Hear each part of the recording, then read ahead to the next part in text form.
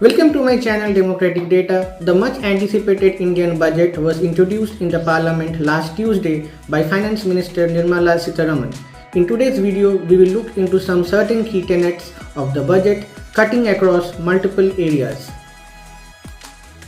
With the largest global population in the world, it's a challenging task to provide cheap and high quality healthcare cutting across varied terrains. In fact, if we compare India's public healthcare as percentage of GDP with other countries as of 2021, it is surprising that even some African countries such as Namibia and the majority of South America have a higher contribution percentage as compared to India, as evident from this heat map. If we look at the budget allocations, although this year's healthcare budget has increased by 19.6% compared to the last fiscal year, the contribution percentage of GDP is still below 2.5%, which is the target set as per the National Health Policy of 2017. The key schemes which have been obtained in this are the Prime Minister Jan Arogya Yojana, which has been hiked by 7.4%. The National Health Mission has seen a hike of 14.1%. And finally, the Ministry of Ayush has seen an overall hike of 23.7%. With the largest youth population in the world, access to high quality education and professional skill development amenities is a fundamental right for the aspiring youth of the country. However, India's budget allocation for education is again at 2.8% of the GDP, far below the target of 6% as set in the National Education Policy of 2020. In fact, India's education expenditure as percentage of GDP has almost stagnated over the last 10 years with an average of approximately 2.85%.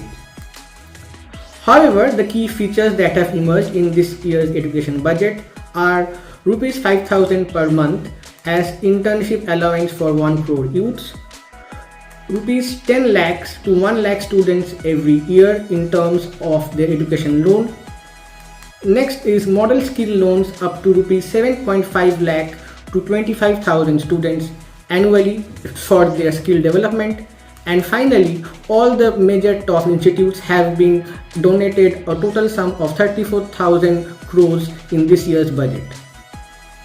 Being located in one of the most volatile geopolitical locations in the world, India's defense budget allocations have seen spikes over the last 5 years with emphasis on indigenous weapons technology.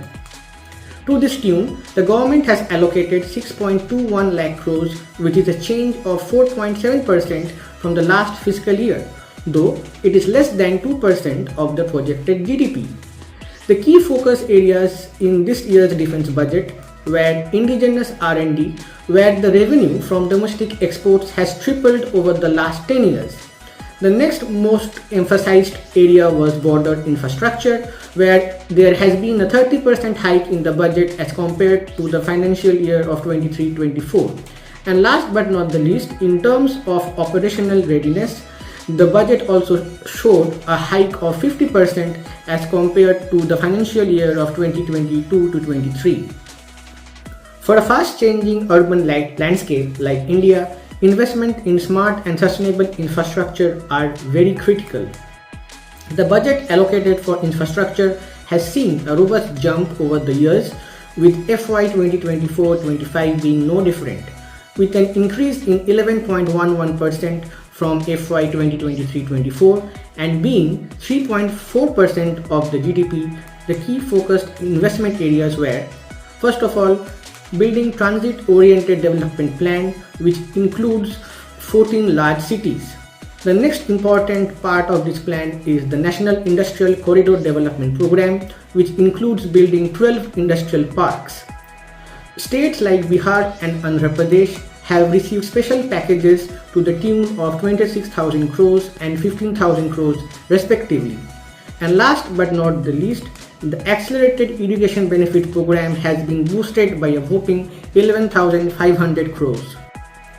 With regard to allocation to other key scheme projects with respect to the financial year of 2023-24, the direct benefit transfer of LPG had the highest hike in terms of this year's budget at 733%. This was followed by the investment in nuclear power projects at 400%.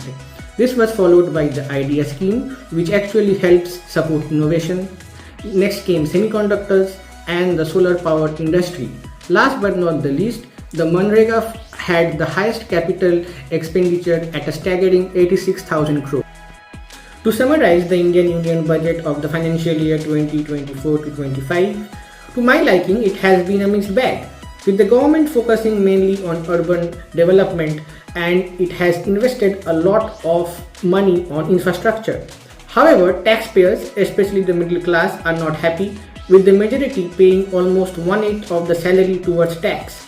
This resentment has increased mainly after a slew of infrastructural collapses in many states. On the other hand, the government's focus on renewable energy projects are a positive step towards achieving the net zero target by 2070. So that was all from me today. Please do like, share and subscribe my channel. Thank you.